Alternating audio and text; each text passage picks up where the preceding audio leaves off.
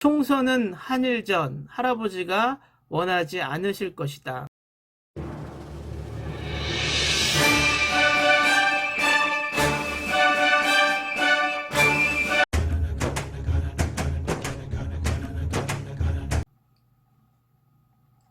안녕하세요. 정치를 품격 있게 풀어드리는 정치클래스TV의 심상만입니다. 얼마 전 문재인 대통령이 작은 구멍 하나가 둑을 무너뜨린다라는 이야기를 한 적이 있습니다. 그 부분에 대해서 이야기를 해보겠습니다.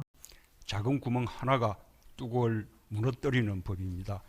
국민 모두가 불편을 감수하며 공동체의 안전을 위해 노력하고 있는 이때 한 개인이 모두의 노력을 허사로 만드는 일은 없어야 합니다. 코로나19 사회적 거리두기를 하는 상황에서 나 하나쯤이라는 생각으로 공동체 의식을 무시하면 벌어지는 일과 정치에서도 정치인뿐만 아니라 한 개인의 행동이 대한민국에 미치는 영향을 살펴보겠습니다. 코로나19 세계 대유행 팬데믹 상황에서 가장 주목받고 있는 나라가 미국입니다. 급속도로 진행되어 이젠 엄청난 확산으로 그야말로 9.11 테러 이후에 최대의 국가 비상사태에 놓여 있습니다. 초반에 트럼프의 판단착오, 그리고 진단키트의 개발에 실패, 여러 악재가 겹쳤으나 이 이면에는 또 다른 악재가 있었다는 것을 모르는 사람들이 많습니다. Face of Ignorant, 무지한 자들의 신념, 한번 보실까요?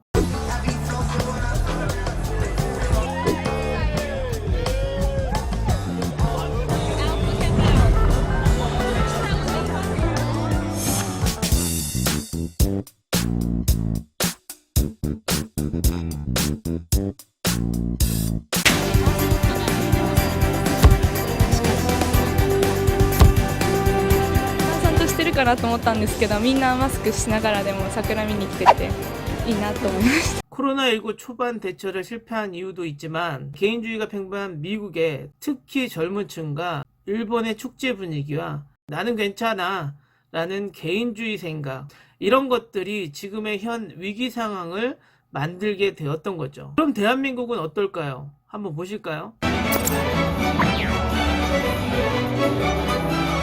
전파력이 얼마나 강한지 사실 이렇게 와닿는 건 없어가지고 그런 거는 사실 큰 걱정은 되지는 않아서.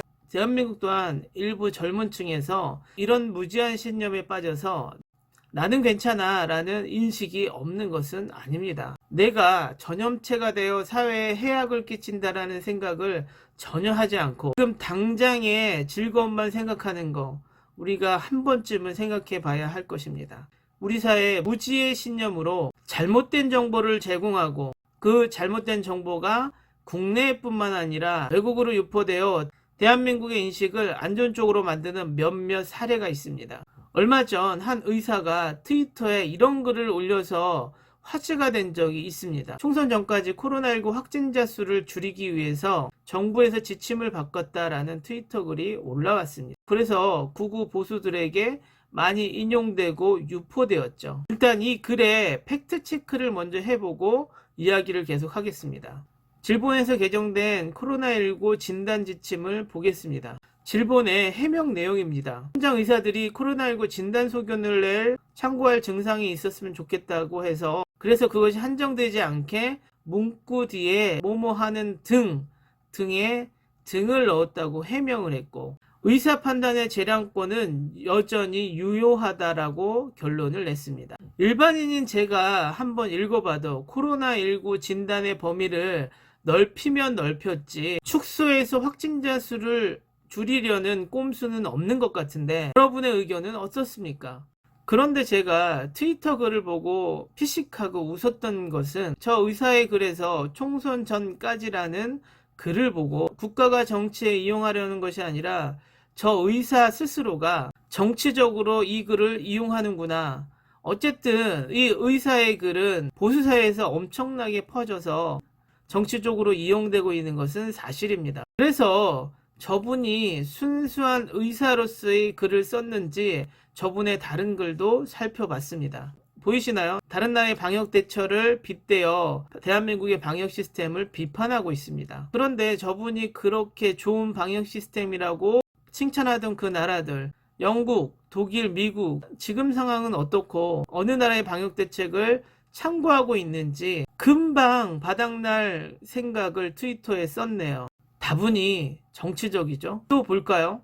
이 사람의 또 다른 트위터글 어떤가요? 또 총선 이야기가 있습니다. 제가 의사는 정치적 발언을 해서는 안 된다가 아니라 저 의사가 애초 질본에 개정된 코로나19 지침은 확진자 숫자를 줄이기 위한 총선용이다란 트위터 글은 다분히 정치적인 목적의 가짜 뉴스라는 것이죠.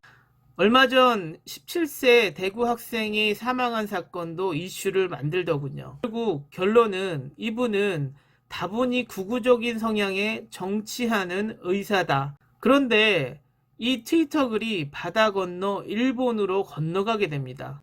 이렇게 한국 의사의 양심 고백이라는 식으로 한국이 확진자 숫자를 속이고 있다. 이런 식으로 트위터 글에 인용이 되고 일본인들에게 널리 퍼지게 됩니다.